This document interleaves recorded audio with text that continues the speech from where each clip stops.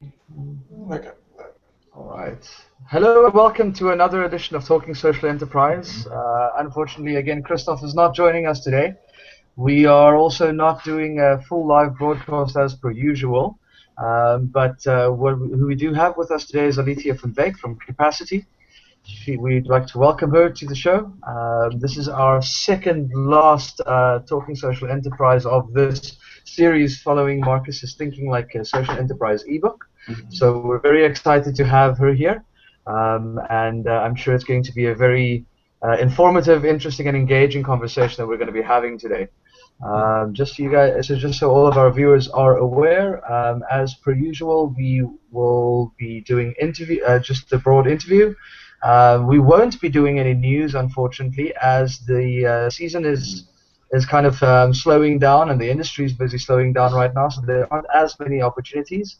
But as per usual, keep your eye on our Facebook pages for a continued update on what's happening in the industry, opportunities, petitions, events, and other ways to just stay engaged. And you can also, again, keep up with all of our interviews on our website, which is www.talkingsocialenterprise.net. So, Alethea and Marcus, welcome. Thank you guys for joining us today. Thank you very much for having me. Thanks. And Marcus, if you guys want to just jump straight into it, I think we can just get going. Yeah. Perhaps let me put this in just in context first. And so last month, we talked to Tracy James from the Clothing Bank, and we started talking about the role of nonprofits and businesses and how they can sort of work together. And the theme of last session's one, for anyone who wants to go to YouTube and find the video, was all about how a social enterprise has to provide value, that they need to move beyond this outdated view of simply looking at businesses as sources of money and believing that there's some sort of moral obligation for businesses to give them this money, as per the conventional CSI model. So what something like the Clothing Bank had done very well is made sure that in all their pitches, and predominantly in the BE type space, they were very clear about the value that a business was going to get from working from them in return for whatever money that arrived. And so this conversation this week takes that a step further. And it says, okay, if we look at this idea of collaborating with businesses, of seeing businesses as equal partners, where both people get something out of the deal, what does that look like? So our guest today, Alethea van Wyk, is from the Cape Town IT Initiative, and she runs a project there called CapaCiTi. And CapaCiTi is, I've always found, a very good and very clear example of how a social enterprise and a business can work together and both be very satisfied with this arrangement.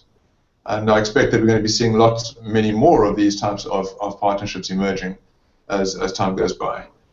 So, yeah, so just first question then for Alethea is, perhaps you could just tell us a bit more about just that would be CapaCiTi and how it fits into the broader Cape Town IT Initiative and Bandwidth Barn.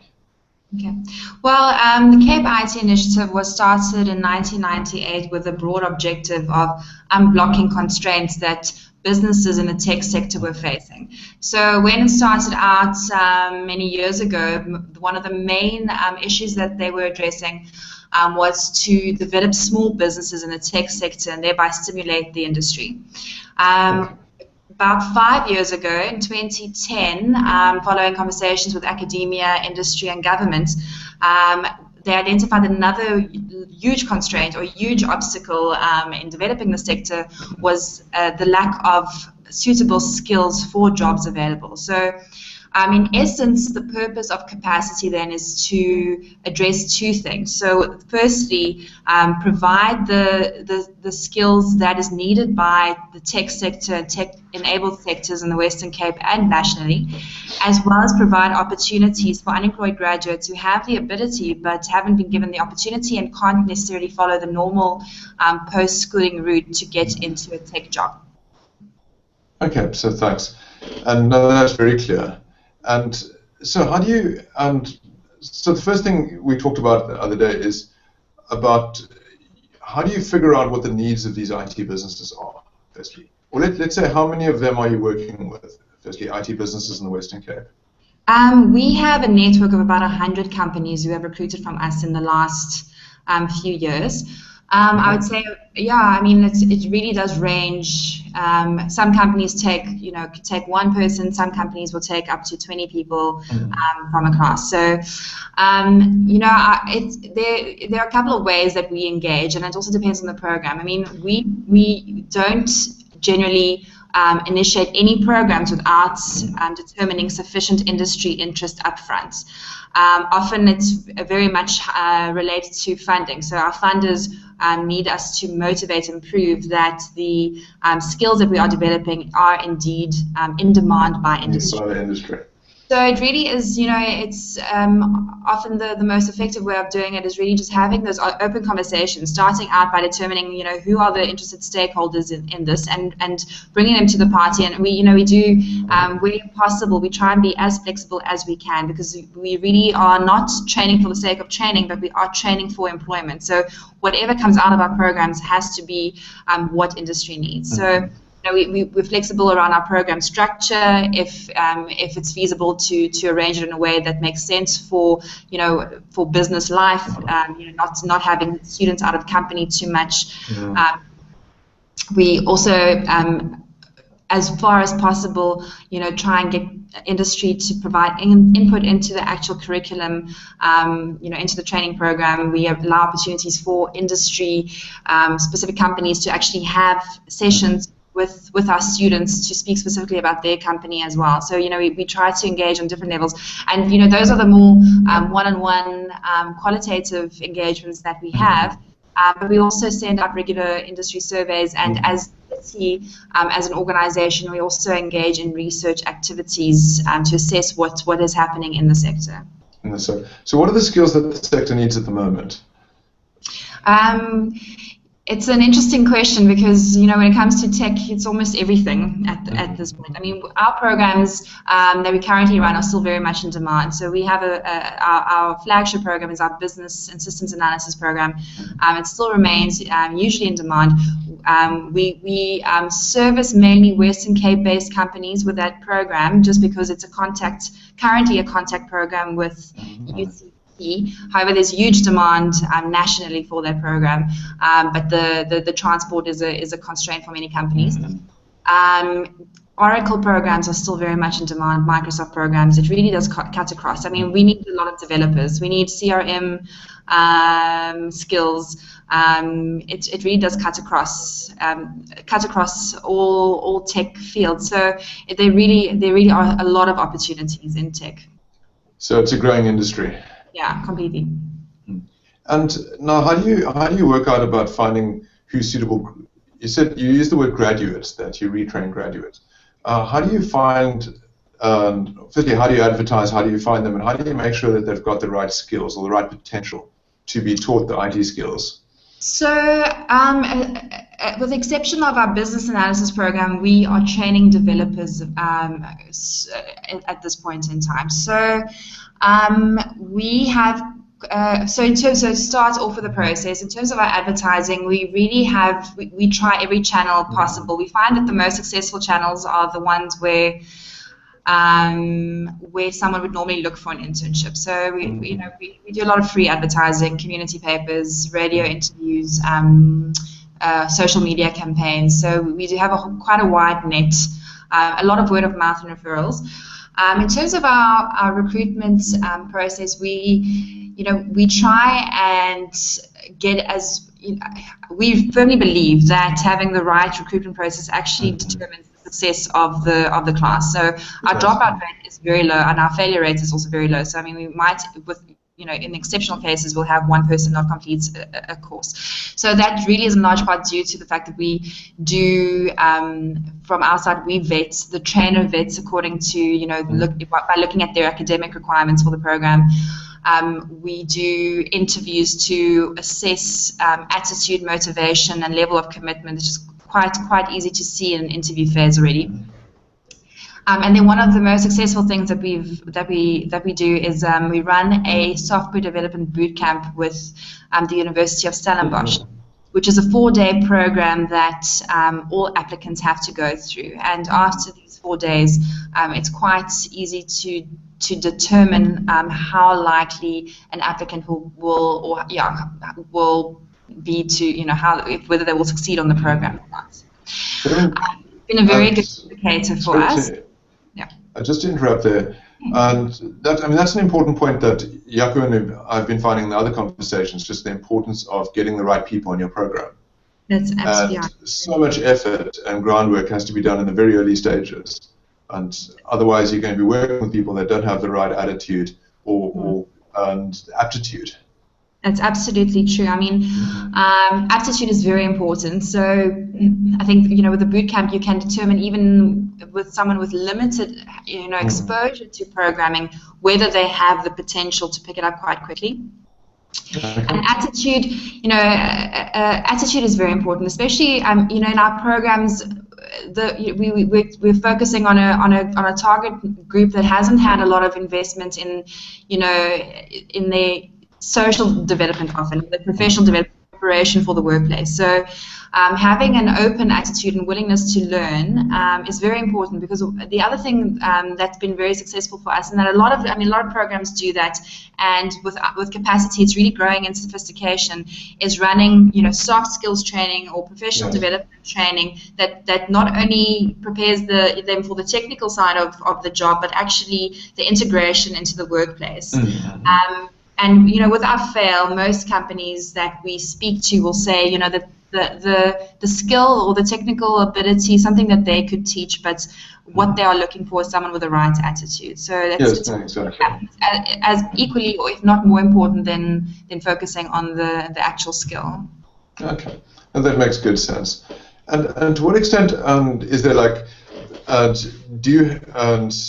in the people that you recruit, do you specifically go and look for sort of people from underprivileged communities in that sense?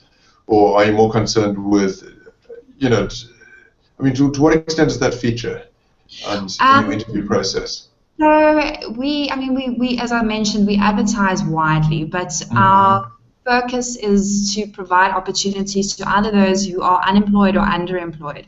So we generally look at having, our applicants should have been unemployed for at least 6 months, or they studied something and then they weren't able to find a job in that field. So often we'll find, there are national diploma graduates or degree graduates who are working in security as cashiers, waiters.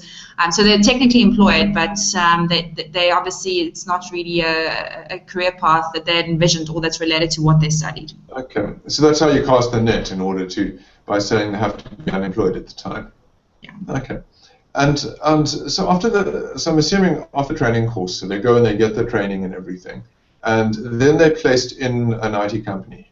That's right. And you mentioned that it's quite a tightly managed internship process. That they do in their company. Now, how does that work? So it's not necessarily just IT companies. We also work very closely with the retail sector and insurance sector. Specifically with our business analysis program and our postgraduate diploma in software development, yes, the internship component is quite closely managed. So with the business analysis program, the internship takes place at the same time as the training. So we have regular engagements with the companies. We meet with them every few months, where we have steering committees and provide feedback in a 360-degree kind of sense, where we talk about every student's academic performance, their performance in the workplace, how they are doing on their professional skills training program, whether there are any obstacles or any problems that companies can foresee, and it really allows us an opportunity to intervene before anything becomes too big a problem. So we also use these meetings as an opportunity for us to use the feedback that companies are giving us in terms of performance, academic performance, and soft skills performance to feed back into the process. So, if companies are facing similar issues with their students at their next training session with the professional skills training providers, they'll cover those specific topics. And we also formalize this through performance appraisals, so that there's kind of a record of how the student has progressed. And so far, it's been very successful in really addressing problems before they become too big. So you're very hands-on. I mean, it's extremely close and interactive, your process. Yes, absolutely. I mean, we've always had the approach of trying to make the process as easy as possible for someone to succeed. And we really do try and recognize the obstacles that prevent people from making it through the program. So it's all of our programs are very high pressure. So under most circumstances, with most people, if you add any other external issues, social problems, psychological problems to the mix, your chance of derailing from the program are that much higher. So we make counseling supports available. Our programs, we provide a small stipend to cover transport and food, just to alleviate some of the pressure as well. And I mean, that lesson is a lesson that's been learned by quite a number of other organizations as well, that if you take people that's unemployed and you just give them a job, it's not enough. You actually need to provide them with hard skills, soft skills training, continual support, subsidies if necessary for stuff like travel, just particularly through the period where they're like learning how to operate in a proper workplace. Absolutely. You do need that, you need a bit of we talk about incubation in business development, but you also need that sort of incubation and skills development as well, and that safe space within which to kind of understand what you're getting yourself into. We also have a mentor that's appointed to many of our classes who has dedicated time with every student to get to know them, and so that there's always that personal connection with the students from outside as well. It's much better to have a very focused approach like this, surely, than going very broad and wide. Yeah. We found that it's we're hoping to scale in the coming years. But so far, this approach has really led to quite great success in terms of long-term employment sustainability. We found that for our programs that have started since 2011 up until 2014, about 96% of those graduates are still in employment 1 to 3 years after completing the program. And how many graduates are these? How many have gone through your program? We've had over 400 at this point in time come through our program. 400 people, and a very high number of them are still employed in the IT industry. Yes. Or doing IT or business analyst type roles. Exactly. Yeah. Related to tech. The term now, they're calling it scaling deep as opposed to scaling wide. Yes, absolutely. What we're looking at. Going for depth of impact rather than width of impact. Absolutely. So we commit we commit to tracking our students for 5 years after they completed their training program, exactly to measure, how sustainable this intervention was. Is it something that meant that they were staying in this career path for a number of years post the training, or is it something where they did it for, an internship and then dropped out? And we're finding that it's the former. They really are staying in these jobs. And how do you stay in contact with them? Because people obviously change contact details and telephone numbers and so on. We have a makeshift call center in our offices. So it's a lot of telephonic communication. I think it's also is testament to the relationships that we build with our students throughout the program. So they're regularly in touch with us as much as we are in touch with them. We've seen them progress. They approach us around new opportunities. We have a group of students who've actually established their own consulting company, and we've worked with them on a project funded by Western Cape government during 2014. So. So we build great relationships with them, LinkedIn, so we are able to stay in touch with them for quite a long time. A definite impact. It's measurable. Too few organizations follow people for that amount of time. Absolutely. Now we find it's very important also to motivate for the, for ongoing funding and to prove that what we are doing is making a difference. So how do businesses feel about this arrangement? And now the ones that just joined, the ones that have been with you for some time. Our students or the graduates from our training programs are readily absorbed by industry. Our immediate post-program placement rate is also very, very high. The feedback from industry is very positive. I think, we do two things. So we provide them with skills that they're looking for, and we also we provide it in a way that takes some of the administrative burden off of companies. So we have a unique recruitment or placement method where we bring a lot of companies to meet a lot of students in one sitting. So for a company, it adds huge value. You arrive at our offices, and we literally just bring you 30 people to interview. Whereas for the students, they get to see sometimes up to 12 companies in one day. Something that's often unheard of, that they just given 12 interviews at a time. So that's a huge win for both sides. And the companies, the skills are really, what's indicative of us, of the success of the training, is that a lot of companies will offer students post their internship a permanent employment or a long-term fixed contract as well. So they're responding really, really well. And we, when we have programs where companies need to express interest up front, we get a lot of interest for these programs as well. So it's excellent. I'm sure word of mouth also helps to carry over what you're doing.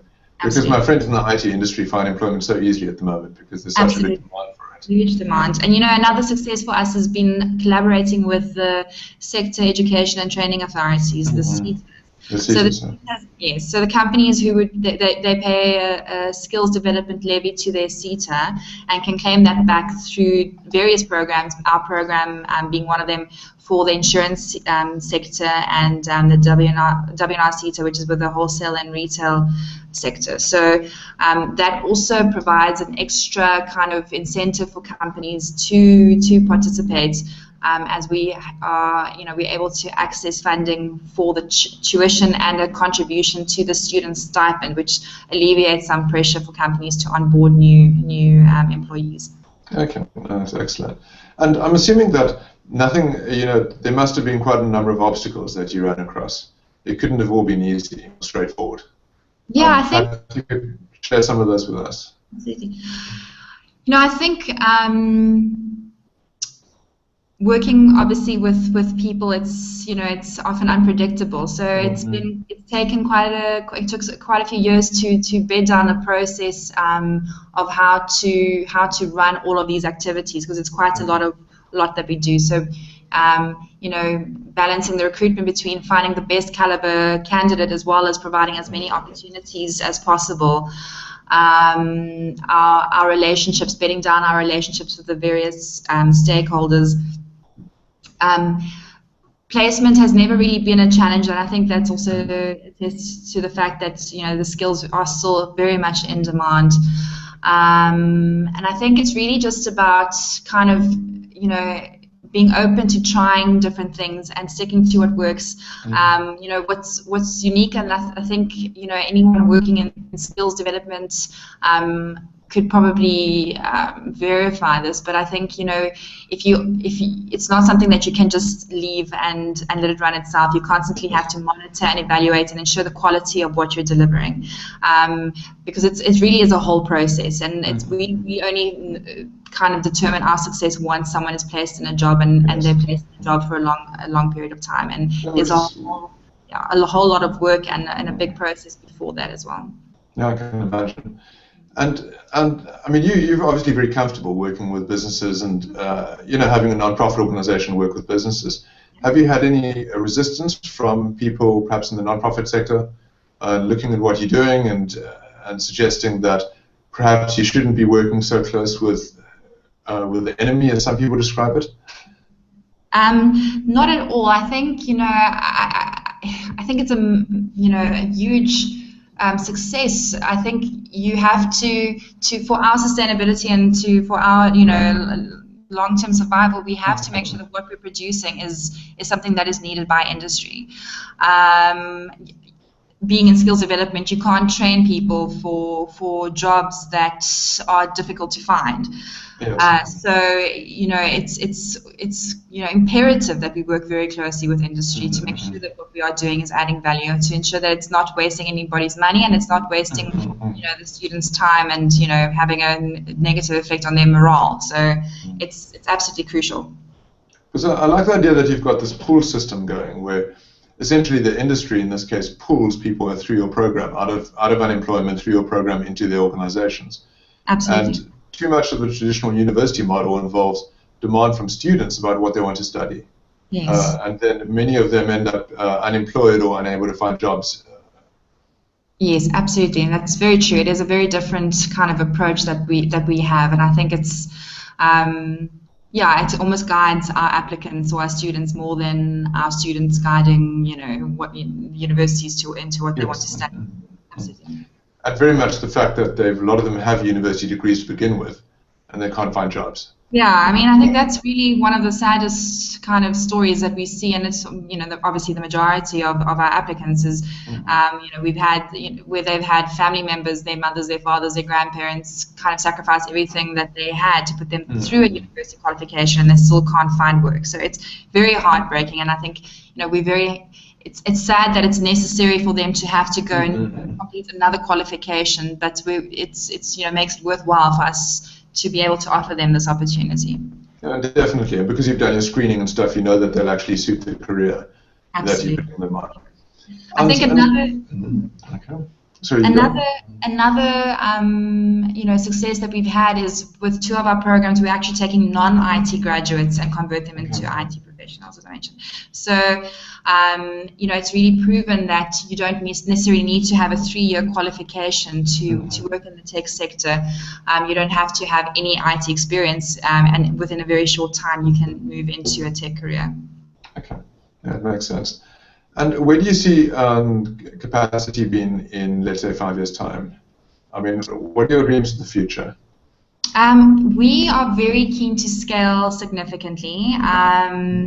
So we'll be training at larger numbers, and another, you know, key strategic move for us is to widen the target demographic of individuals that we are providing opportunities to through our program. So, you know, we see the challenges at every point of the pipeline of individuals going into tech careers, all the way from school level, where, you know, there are very few schools that offer programming as a subject, and I think that's quite problematic, considering, you know, where the world is going. So we're quite keen to get involved at school level, post-matric, post-FET college programs, and down the line we'd also like to provide more support for individuals in careers to make that transition from junior to mid-management. And I think, you know, as that's really our role within the sector, is to support the sector, and not necessarily just through skills programs, but through interventions that support the development of skills in different ways to get into. Okay, and are you going to be moving to other parts of the country at all, beyond the Western Cape? Yes, so I mean, we're very keen to find innovative ways of offering our training programs, and we're in the process of looking at online learning as one of the vehicles through which to offer our training, and where possible, if that's not possible, to explore offering training in other parts of the country as well. Okay. That'd be good. I mean, I'm sure there's lots of other IT companies that would love to get some interns, you know, with the right set of skills for them. Absolutely. And do you have any, now you've obviously spent a lot of time working very closely with businesses, do you have any advice for a non-profit organization or social enterprise that wants to enter into some sort of equal working relationship with the business, about how they should approach it or things they should watch out for? You know, I mean, obviously, to start off with whatever service or product or whatever it is that they're providing, it's important that there's demand, and that can only be happen with conversation. I think it's really just making that first step, and actually just having that conversation and an open conversation, and understanding what the need is with whatever area that the organization is working in, and if there's an opportunity to work with business, is really just asking the question. Often opportunities arise out of those kinds of conversations, and bringing different people with different expertise and different interests to the conversation will also makes a huge difference. And then your one sentence was quite key. You said you're asking businesses what they need. Absolutely. And too many non-profits and social enterprises, when they approach businesses, it's all about themselves. Absolutely. It's about what they want from the business, and some have even said that businesses have like this moral obligation to help them or give them money. And I think, I think you're seeing a shift away from that a lot with the CSI as well. And our experience with CSI funds is even there, the strategy behind how that funding is allocated is often, in support of the company who's allocating that CSI funds, their own business objectives. So, even qualifying for that, I mean, you have to find some kind of alignment with where that business is going. So it's very, very key to understand what the business needs. Okay, no, thanks. That was great. So, Yaki, we've finished on this side. And so, Yaki, on your side, just listening to the conversation, I mean, what were the highlights for you about stuff that could be applied or to other social enterprises, or what social companies could learn from this? There's two things that really stood out, obviously, is first of all, that sort of constant tweaking and really monitoring and evaluating the success of the program. We have this conversation quite regularly, you and I, around how a social enterprise kind of sets up an intervention, does it, pilots it for ages, and never really gets to that point where they go, well, is this working or isn't it working? Let's just keep pushing, because obviously the longer we push it, eventually we'll either wear people out, or they'll just start throwing money at us. So I think this idea of constant monitoring and evaluation is such a key component of developing any product or that you're trying to offer here. The idea that you you've kind of created it in a vacuum, in a sense, and put it out there into the real world. And now that it's in the real world, it's time to see, is it going to be rigid? Is it going to be solid? Is it going to make it? And if it's not the end of the world. Let's see how we can sort of evaluate and tweak and I like the idea that you guys also respond very quickly to that feedback. Like you said, you have engagement and you get feedback, and then immediately you start integrating it. And I think that speaks to that kind of it sort of speaks to that lean startup model, in a sense, where you get out there quickly, you get it into the market quickly, you find out what works and what doesn't work, and you immediately start implementing the changes and start adjusting it as soon as you can, not to waste any time. So that really stood out to me, though. What I'm interested in knowing from you, though, Alethea, is, did you guys find that there was skepticism perhaps from business when you approached them, or that there was a lack of trust, perhaps, that you had to take some time to really sort of build a relationship before you could actually convince them? Yeah, absolutely. I think often they find it too good to be true. So we get funding from their CETA. It does take a bit of convincing. But once they've taken on their first student or their first intern, it's pretty much set from there for most companies, and they keep coming back. So, but it is very key to build those relationships. I mean, that's what we spend most of our time doing, is engaging with business and understanding what they need and kind of providing that support for when the intern is in the company. So the idea is kind of a soft hand play until they're in, and then it's down to proof in the pudding, in a sense. Absolutely. Then is there a real meat to what you guys are offering, and isn't that in a sense what these kinds of approaches are about? Because you are trying to convince people of something that's very difficult, and the only way to really do that is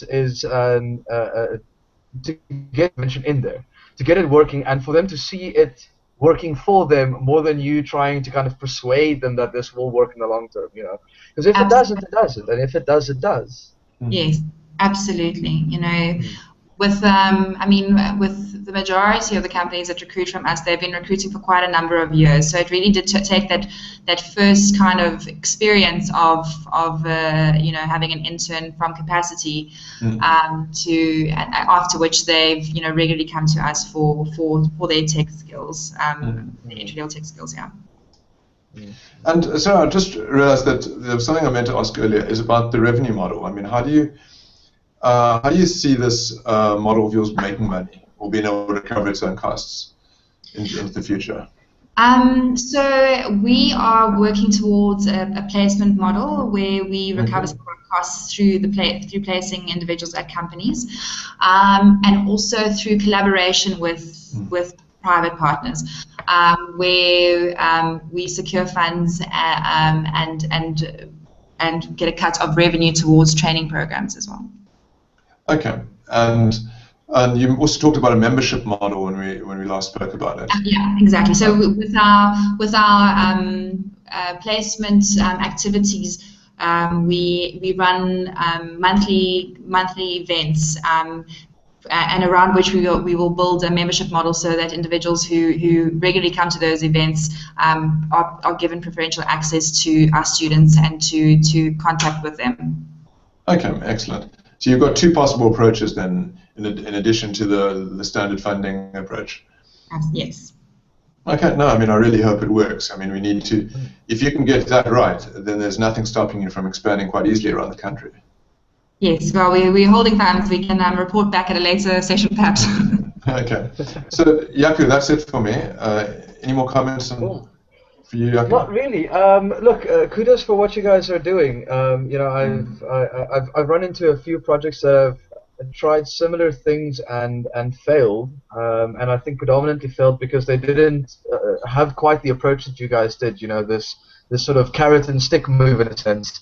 Where it's really trying to attract those partners in, but once they're in, making sure that they stay, and they stay not because of any commitment, but because it's valuable to them. And I think that speaks to, once again, the intention of what social enterprises are trying to achieve by partnering with business. Is we don't want you to stay because you feel sorry for us. We want you to stay because it's valuable to you, and because it helps you, and because this can be a valuable partnership both ways. It can be mutually inclusive, you know. So real kudos for what you guys are doing. It can't be easy, and I don't think it's going to be easier going forward. But you guys seem to be at it quite well. So yeah, kudos on that. Thank you very much. Other than that, I don't really have any additional questions or comments. Okay. I think it was pretty concise. So thanks for that. And any closing comments, Alethea? Yeah, I mean, I think that it's a valuable thing to kind of remember as an NGO. I think it's very easy to get stuck in what they call an NGO mindset, as you say, where it's you know, we're doing good and we deserve to get the funding from business, and I think it is very easy to get into that mindset. But unfortunately, that's not really how things work. So providing something that someone needs is always the best place to start. No, definitely. Okay, so thanks then, everyone. And yeah, thanks, Jaco and Alethea. I think that's the end of today's show then. Excellent, cool. Thank you very much for joining us, Alethea. And thank you, Marcus, once again for taking care of everything. It's an absolute pleasure to have you here, and we'll definitely make sure we have you around again in a while to talk about how things have been changing and how give us an update on all of that. So if anybody, just a question from you, if anybody wants to get in touch with you guys as a placement organization, or maybe somebody that wants to join one of your programs, where's the best place that they can find you guys? They can find us on our website. It's citi.org.za, and they can follow the link to CapaCiTi. All our programs are listed there, and if they want to get in touch with us about recruiting anybody, you can also get in touch with us via the website as well. Okay. Excellent. All right. Fantastic. Well, thank you very much for joining us. Marcus, thanks to you as well. Just a note to our viewers once again, you can I'll have those details for you guys on where you can get in touch with CapaCiTi on our Facebook page and on our website. The website again, www.talkingsocialenterprise.net, and on Facebook it's just facebook.com/talkingsocialenterprise. It's been a pleasure having you guys. We look forward to the next edition we'll have in next month. And we'll probably be announcing who that will be, I guess, next week, depending on how quickly things can move. But again, keep your eye out on our usual social media and website updates. And thank you guys very, very much. Have a great evening. Cheers. Okay.